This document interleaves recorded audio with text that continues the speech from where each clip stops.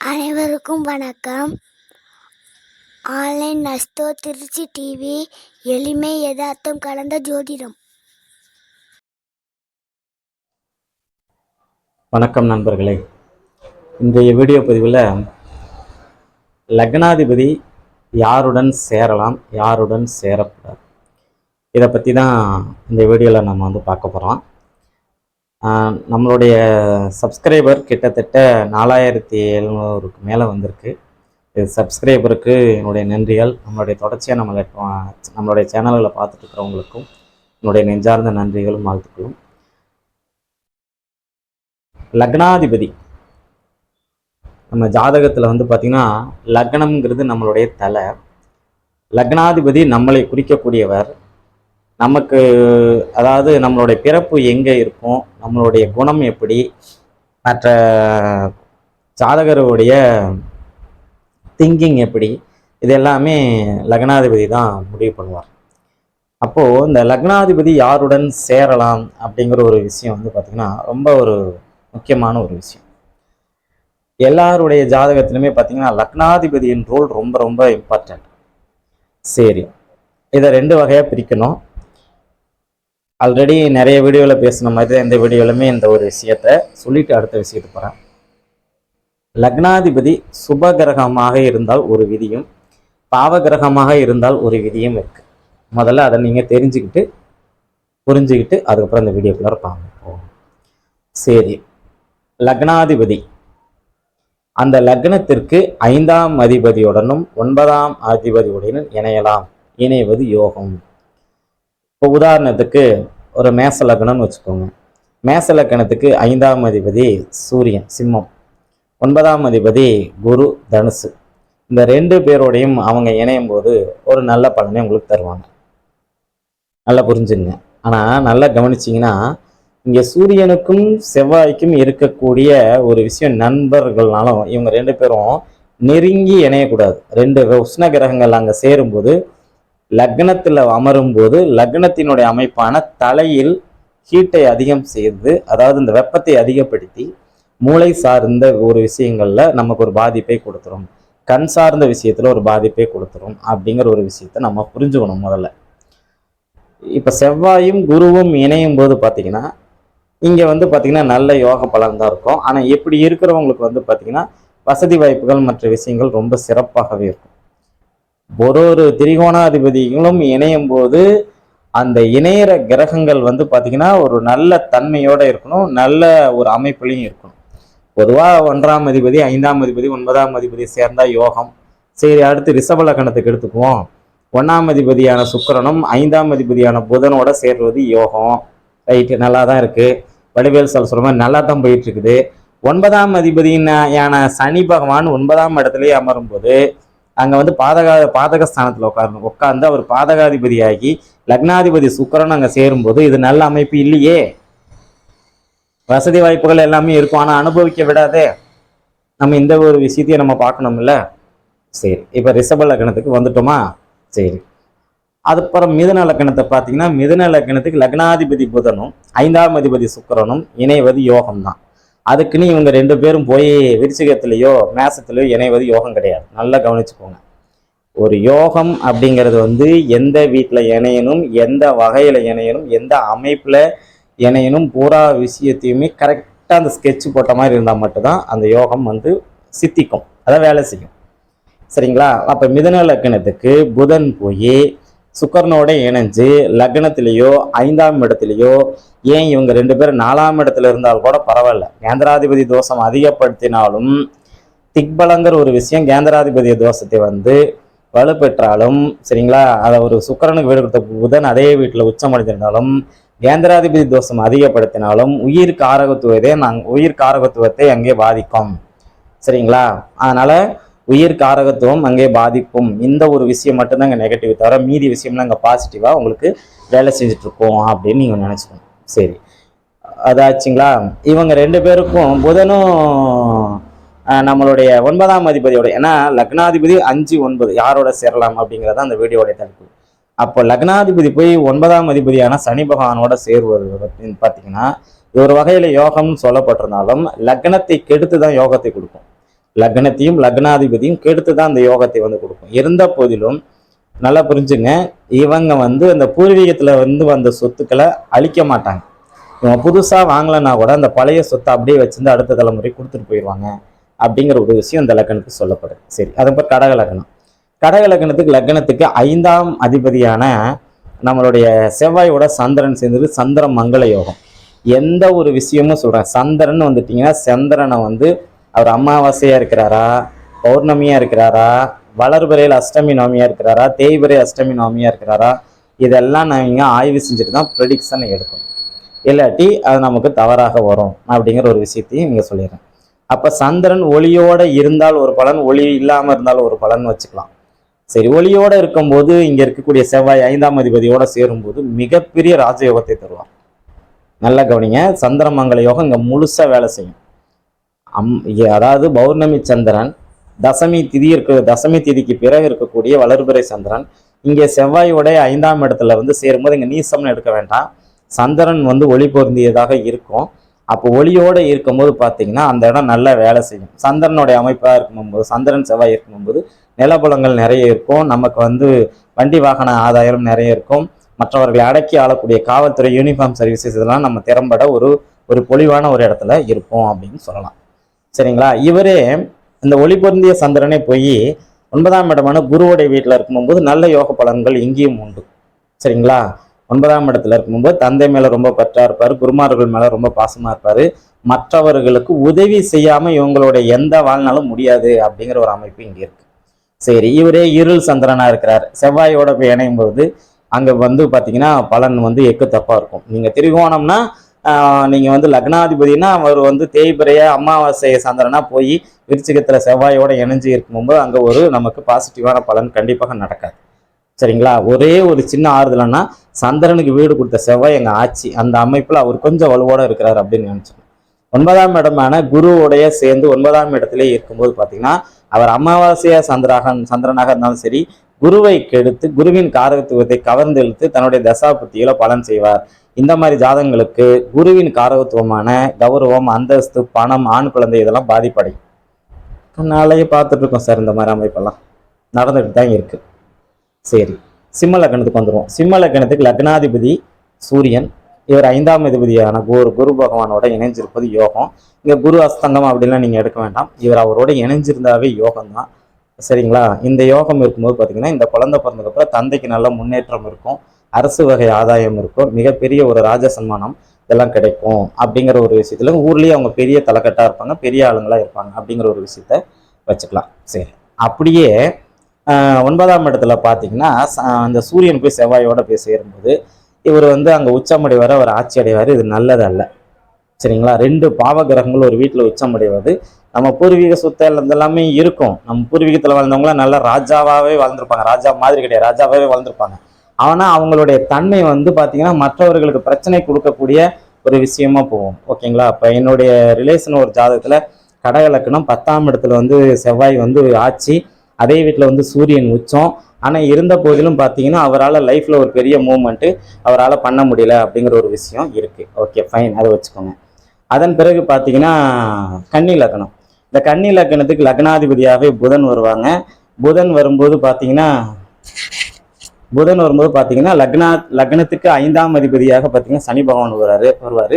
இந்த சனி பகவானோட புதன் போய் சேரும்போது பார்த்தீங்கன்னா இது ஒரு வகையில் யோகம்னு சொல்லப்பட்டிருந்தாலும் இவங்களுக்கு வந்து பார்த்தீங்கன்னா இந்த நரம்பு சார்ந்த பிரச்சனை, இந்த தாய்மாமன் உறவுகளில் கொஞ்சம் சிக்கல், இந்த காளிமனை சம்மந்தப்பட்ட பிரச்சனை இதெல்லாம் கண்டிப்பாக வந்துட்டு இருக்கும் அப்படிங்கிற மாதிரி ஒரு அமைப்பு வந்து சொல்லலாம்.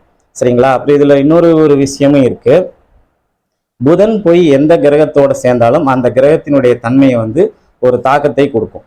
ஏன்னா புதன் வந்து ரொம்ப ரொம்ப வலிமை குறைந்த கிரகம், அவர் தனிச்சு இருந்தாதான் அது வந்து யோகத்தை கொடுக்கும் அப்படிங்கிற ஒரு அமைப்புல நம்ம வந்து அந்த விஷயத்த சொல்லலாம். சரி, இது அப்படியே ஒரு பருவம் இருக்கட்டும். இன்னொரு விஷயம் என்னன்னு சொல்லி பார்த்தீங்கன்னா புதன் போய் 9ஆம் இடத்துல இருக்கிறாருன்னு வச்சுக்கோங்களேன், ரிஷப வீட்டில் சுக்கரனோட இணைச்சிருக்கும் போது கலைகள் தேர்ச்சி பெற்றிருப்பாங்க, அப்பாவெல்லாம் நல்ல யூஸாக இருக்கும், அப்பா சொத்து போது சம்பாரிச்சு வச்சுட்டு போயிருப்பாரு, இப்படி பல விஷயம் நல்லா இருக்கும். இவரே வேலை தேடி வெளியூர், வெளிமாநிலம், வெளிநாடு அந்த பகுதிக்கு அவர் போயிருப்பார் அப்படிங்கிற ஒரு விஷயத்த வந்து இங்கே நம்ம வந்து சொல்கிறோம். ஓகேங்களா? பொதுவாக லக்னாதிபதியும் 5ஆம் அதிபதியும் 9ஆம் அதிபதியும் ஒரு ஜாதகத்தில் இணையறது யோகம்னாலும் அது எந்த அமைப்பில் யோகம் கொடுக்கும் அப்படிங்கிறது அந்த கிரகங்களுடைய நட்பு பகையாக இருந்தாலும் அது இயற்கை சுபகிரகமா இயற்கை பாவகிரகமா அப்படிங்கிற ஒரு விஷயத்துல தான் நமக்கு ஒரு நல்ல பலன் இருக்கும் அப்படின்னு லக்னத்துக்கு பார்க்கலாம். இந்த துலாம் லக்னத்துக்கு வந்து பார்த்தீங்கன்னா லக்னாதிபதினு சொல்லக்கூடிய கிரகம் வந்து சுக்கிர பகவான். இவர் 5ஆம் அதிபதினு சொல்லக்கூடிய கிரகமான சனி பகவானோட இணைஞ்சா என்ன பலன், 9ஆம் அதிபதினு சொல்லக்கூடிய புதனோட இணைஞ்சா என்ன பலன், அதுதான் இந்த அமைப்புக்கு நம்ம பார்க்குறோம். அப்போ துலாம் லக்னத்தை பொறுத்த வரைக்கும் லக்னாதிபதினு சொல்லக்கூடிய சுக்கிரனும் 5ஆம் அதிபதினு சொல்லக்கூடிய சனி பகவானும் இணைஞ்சிருக்கும் போது இங்கே ஏதாச்சும் ஒரு கிரகம் மட்டும்தான் நமக்கு நல்லபடியாக யோக பலன்களை தரும் தன்னுடைய தசாபுத்தியில். அதில் வந்து சனி பகவான் எவ்வளவு நெருங்குறாங்கங்கிறத பொறுத்து சனி தசை யோகமாகவும் சுக்கிரன் வந்து கொஞ்சம் ஆவரேஜாக இருக்கக்கூடிய ஒரு தன்மையை தான் இங்கே வந்து தரும் அப்படிங்கிற ஒரு விஷயம் இருக்குது. என்னதான் திரிகோணாதிபதிகளாக இருந்தாலும் அவங்க நண்பர்களாக இருந்தாலும் ஒரு பாவர் சுபர் அப்படின்னு வர தன்மையில மட்டும்தான் ஒரு கிரகம் வந்து முழுமையாக வேலை செய்யுது அப்படிங்கிறது உண்மை. சரி, அந்த அமைப்புல வந்து பாத்தீங்கன்னா எங்க 4, 5ஆம் அதிபதினு சொல்லக்கூடிய சனி பகவானோட இருந்திருப்பது ஆதிபத்திய விசேஷங்களை கொடுக்கும். சரிங்களா, காரக நன்மையை வந்து பாத்தீங்கன்னா இந்த சுக்கிரன் சனி பகவானோட எந்த அளவு இணையறாரு அப்படிங்கிறத பொறுத்து இங்க வந்து பலன் வித்தியாசப்படும். ஓகேங்களா. சரி, இதன் பிறகு பார்த்தீங்கன்னா சுக்கிரன் வந்து புதனோட இணையறார். சுக்கிரன் புதன் எந்த இடத்துல இணைஞ்சிருந்தாலும் அது யோகம் தான். இவங்க 2 பேரும் இணையக்கூடாத பாவம் ஒன்னே ஒன்று. எந்த வீட்டில் இவங்க இணையக்கூடாதுன்னா சுக்கிரனும் புதனும் சேர்ந்து கடகத்தில் இணையும் போது பாதிப்பை கொடுக்கும். 2மே வேலை செய்யாது. அந்த வீடு நல்லா இருந்தால் ஆதிபத்திய கெடுதல் கண்டிப்பாக உண்டு அப்படிங்கிற ஒரு அமைப்பை சொல்லுவோம். ஓகே, அப்போ லக்னாதிபதி சுக்கிரனும் துலாம் லக்னத்திற்கு 9ஆம் அதிபதியான புதனும் இணைஞ்சு இருப்பது யோகம். கலைகளில் நம்மளை ஒரு தேர்ச்சி அடையக்கூடிய ஒரு தன்மை, கலைகளில் ஈடுபாடு இருக்கும், நம்ம கிட்ட எக்ஸ்ட்ரா டேலண்ட்டுங்கள்லாம் நிறைய இருக்கும் அப்படிங்கிற ஒரு விஷயத்த சொல்லலாம். வாழ்க்கை வந்து நல்ல ஒரு சுகபோகமான ஒரு வாழ்க்கை முறையான ஒரு அமைப்பை வந்து கண்டிப்பாக கொடுக்கும் அப்படின்னு சொல்லலாம். சரி, அதன் பிறகு பார்த்தீங்கன்னா விருச்சிக லக்னம். விருச்சிக லக்னத்துக்கு லக்னாதிபதினு சொல்லக்கூடிய கிரகம் செவ்வாய், 5ஆம் அதிபதினு சொல்லக்கூடிய கிரகம் குரு பகவான், 9ஆம் அதிபதினு சொல்லக்கூடிய கிரகம் வந்து சந்திரன். இப்போ இந்த செவ்வாய் வந்து குரு பகவானோட இணைவது வந்து பார்த்தீங்கன்னா யோகம். இங்கேயும் குரு செவ்வாய் இணைவை பொறுத்து, இணையற தூரத்தை பொறுத்து செவ்வாய் திசை யோகத்தை கொடுக்கும். குரு திசை கொஞ்சம் ஆவரேஜாக தான் இருக்கும். இந்த 2 கிரகமும் பார்த்தீங்கன்னா ஒரு லக்னத்திலேயோ 5ஆம் இடத்துலையோ 9ஆம் இடத்துலையோ இருக்கும்போது கூடுதல் பலத்தை தரும் அப்படிங்கிற ஒரு விஷயத்த வந்து நம்ம இங்கே வந்து எடுக்கலாம். இவங்க 2 பேரும் இணைவது வந்து பார்த்தீங்கன்னா இணையற தூரத்துக்கு தகுந்த மாதிரி 2மே நன்மையை தரும். சரிங்களா. சரி, லக்னாதிபதியான செவ்வாய் போய் சந்திரனோட இணைவது அது ஏற்கனவே நம்ம பார்த்துருக்கோம் சந்திரமங்கல யோகத்தில். ஆனால் அந்த சந்திரனுடைய ஒளி அமைப்புகளை நம்ம முதல்ல புரிஞ்சுக்கணும்.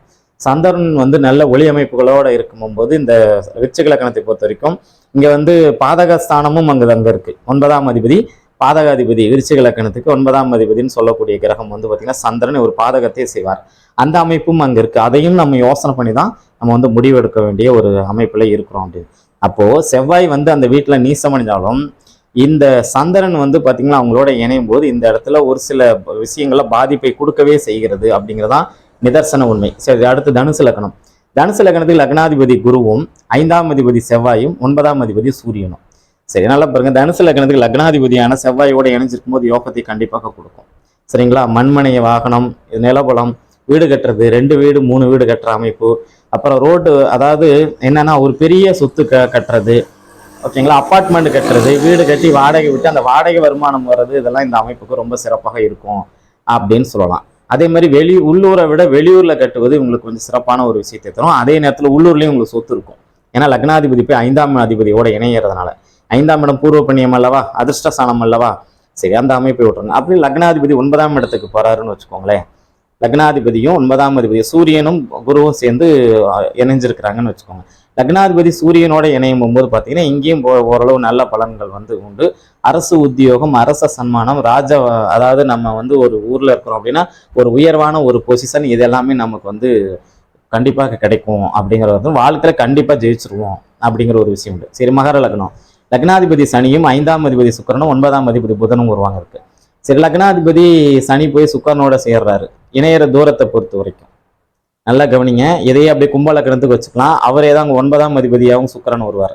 மகரத்துக்கு 5ஆம் அதிபதியா வரக்கூடிய சுக்கிரன் சனி கும்பத்துக்கு 9ஆம் அதிபதியா வருவார். ஃபர்ஸ்ட் மகரத்தை பார்த்துவோம். மகரத்துக்கு சனியும் சுக்கிரனும் இணைஞ்சிருப்பது வந்து நல்லதுதான். சனி தசை உங்களுக்கு நல்ல யோகத்தை செய்யும். சுக்கிரனுடைய தசை நல்ல ஆவரேஜா தான் இருக்கும். அப்போ இதுல இருந்து என்ன புரியுதுன்னா, நல்ல உழைக்கணும்னு நீங்க முடிவு பண்ணிட்டீங்கன்னா அந்த மகர லக்னத்தை பொறுத்த வரைக்கும் நல்ல யோகங்கள் உண்டு. மனைவியால் பார்த்தீங்கன்னா ஆவரேஜான ஒரு நன்மைகள் மட்டுமே இங்க இருக்கும் அப்படிங்கிற ஒரு விஷயத்த சொல்லலாம். சரி, லக்னாதிபதி சனி போய் 9ஆம் இடத்துல புதனோட சேருது. இங்க நரம்பு சார்ந்த பிரச்சனையை தருவார். தகப்பனாருக்கும் உங்களுக்கு ஒத்து போகாத ஒரு குணத்தை தருவார். இருந்த போதிலும் தான் சம்பாரிச்சு அந்த பாக்கியத்தை இவர் அடைந்து விடுவார் அப்படிங்கிற ஒரு விஷயத்த இந்த இடத்துல நம்ம அழுத்தமா பதிவு பண்ணணும். அப்பா கொடுக்க வேண்டியது கொடுக்கல சார், நானா சுயமா எல்லாத்தையுமே செஞ்சுக்கிட்டேன் சார், நானா எல்லாத்தையும் பண்ணிக்கிட்டேன்னு சொல்றவங்களுக்கு இந்த அமைப்பு கண்டிப்பா வேலை செய்யும். அதுக்கப்புறம் கும்பலக்கணத்துக்கு லக்னாதிபதி சனியும் 5ஆம் அதிபதினு சொல்லக்கூடிய புதனும் இணைஞ்சிருப்பது வந்து நல்லதுதான். ஓகேங்களா, அவங்க திரிகோணாதிபதி அப்படிங்கிற முறையில நல்லதான். ஆனா திசையில யோகம் கிடைக்கலன்னு சொல்லி ஒரு சில பேர் கீழே கமெண்ட் பண்ணுவாங்க பாருங்க, சார் எனக்கு இப்போ நீங்க சொல்ற மாதிரி இந்த திசை தான் சார் நடக்குது, எனக்கு அந்த திசை யோகம் செய்யலையே அப்படிங்கிற போது இங்கேதான் புதனும் சனி பகவானும் எந்த அளவு நெருங்கி இருக்காங்களா விலகி இருக்காங்களாங்கிற ஒரு விஷயத்தை பார்க்கணும். அப்புறம் நட்சத்திர வலுவு பார்க்கணும், மற்ற கிரகங்களுடைய சேர்க்கை இதெல்லாம் பார்க்கணும். நம்ம அதெல்லாம் இந்த வீடியோவில் எடுக்கல. வெறுமனையா திரிகோணாதிபதிகள் யாரோட லக்னாதிபதி யாருடன் இணையலாம் அப்படிங்கிற ஒரு தன்மையை மட்டும்தான் பார்த்துட்டு இருக்கிறோம். சரி, ஓகே. அதன் பிறகு 5ஆம் அதிபதியோட இணைஞ்சிருக்கும் போது உங்களுக்கு நரம்பு சார்ந்த பிரச்சனை இருக்கும், வயிறு சார்ந்த பிரச்சனை இருக்கும், குழந்தைகள் வந்து தாமதமாக தான் உருவாகும் அப்படிங்கிற ஒரு விஷயம். பூர்வீக சொத்துல ஒரு பிரச்சனையும் வில்லங்கம் உண்டு அப்படின்னு அர்த்தம். ஒரு சில பேருக்கு இதெல்லாம் இருக்காது, அவங்களுக்கு குழந்தை சீக்கிரம் வந்து அந்த குழந்தை சொல் பேச்சு கேட்காது. சரி, அப்புறம் அதுக்கு அடுத்த அமைப்பு வந்து பார்த்தீங்கன்னா லக்னாதிபதி 9ஆம் இடத்துல போயிருக்கு. ஸ்திர லக்னத்துக்கு 9ஆம் அதிபதினு சொல்லக்கூடிய சுக்கரனுடைய வீடான துலாம் வீடு பாதகத்தை செய்யும். புரியுதுங்களா? அப்போ பாதகமா அவங்க வேலை செய்ய தானே ஆரம்பிக்குது. அப்ப தகப்பனாரால் எந்த முன்னேற்றமும் இல்லை, தகப்பனாரால நமக்கு பிரச்சனையே தரும். இருந்த போதிலும் நம்ம ஒரு மிகப்பெரிய உயரத்துக்கு வந்தே தீர்வோம் அப்படிங்கிறது மறைக்க முடியாத ஒரு உண்மை அப்படின்னு வச்சுக்கலாம். சரிங்களா? எப்பவுமே ஜோதிடத்துல ஒரு உறவை கெடுத்து தான் இன்னொரு உறவை கொடுக்கும். ஒரு கிரகங்கள் இருக்கிற வீட்டின் தன்மைக்கு தகுந்த மாதிரி தங்களை வந்து டியூன் பண்ணிட்டு தான் வேலை செய்யும் அப்படின்ட்டு. சரி, கடைசியாக மீன லக்னம். மீன லக்கணத்துக்கு லக்னாதிபதியான கிரகம் குரு, 5ஆம் அதிபதி வந்து பார்த்தீங்கன்னா சந்திரன், 9ஆம் அதிபதி செவ்வாய். இந்த 3 பேருமே லக்னாதிபதி குருவோட சந்திரன் இணையும் போது பார்த்தீங்கன்னா அவர் இங்க வளர்பிறையா இருப்பதை விட, என்னுடைய அனுபவத்தை சொல்றேன், பௌர்ணமியா இருப்பதை விட, அமாவாசையா இருப்பதை விட, நல்லா கவனிங்க, வளர்பிறையா இருப்பதை விட, அமாவாசையா இருப்பதை விட தேய்பிரையில அஷ்டமி நவமியிலையோ வளர்பிறையில அஷ்டமி நவமியிலோ இருப்பது நல்லது. அது நல்ல யோகத்தை கொடுக்குது அப்படின்னு அர்த்தம். ஏன்னா அவர் வளர்பறையா இருக்கும்போது அம்மா பௌர்ணமி யோகத்துல இருக்கும்போது பார்த்தீங்கன்னா இங்கே கேந்திராதிபதி தோஷம்னு சொல்லக்கூடிய விஷயங்கள் நடக்கல அப்படின்னாலும் 2 சுபகிரகம் ஒரு வீட்டில் இருந்தால் அந்த வீட்டை முடிந்தவரை ஏமாளியாக மாற்றும். யோகத்தை கொடுக்காதுன்னு சொல்ல ஏமாளியா இருப்பாங்க. மீன லக்கணத்துக்கு 5ஆம் இடத்துல சந்திரனும் குருவும் இருக்கிறாங்க அப்படின்னா குரு உச்சம் சந்திரன் ஆச்சு, இவங்களுக்கு பிறக்கக்கூடிய குழந்தைங்க ரொம்ப ஏமாளியா அப்பாவியா இருப்பாங்க. இந்த ஒரு தன்மையை இந்த இடத்துல நம்ம பதிவு செஞ்சே ஆகணும். சரி, அதே மாதிரி லக்னாதிபதி குரு போய் 9ஆம் அதிபதி என செவ்வாயோட இணையிறாரு. பரவாயில்ல சார், இது நல்ல ஒரு யோகம் தான், ஒரு பெரிய பாதிப்பெல்லாம் கொடுக்காது. சரிங்களா? நிலபலம், வண்டி வாகனம், தோட்டம் தருவு இதெல்லாம் வாங்கி ஒரு மிகப்பெரிய ஒரு உயர்நிலைக்கு வரக்கூடிய ஒரு தன்மையை தருவாங்க. இவங்க வீட்டில் கண்டிப்பாக பார்த்தீங்கன்னா யூனிஃபார்ம் சர்வீஸ் கொண்டவங்க வேலையில் இருப்பாங்க அப்படிங்கிற ஒரு விஷயத்தை சொல்லலாம். நண்பர்களே, லக்னாதிபதி யாருடன் இணையலாம் அப்படிங்கிறது மட்டும்தான் இந்த வீடியோவில் பேசியிருக்கோம். யாருடன் இணையக்கூடாதுங்கிறது அடுத்த வீடியோவில் பேசுவோம். நன்றி, வணக்கம்.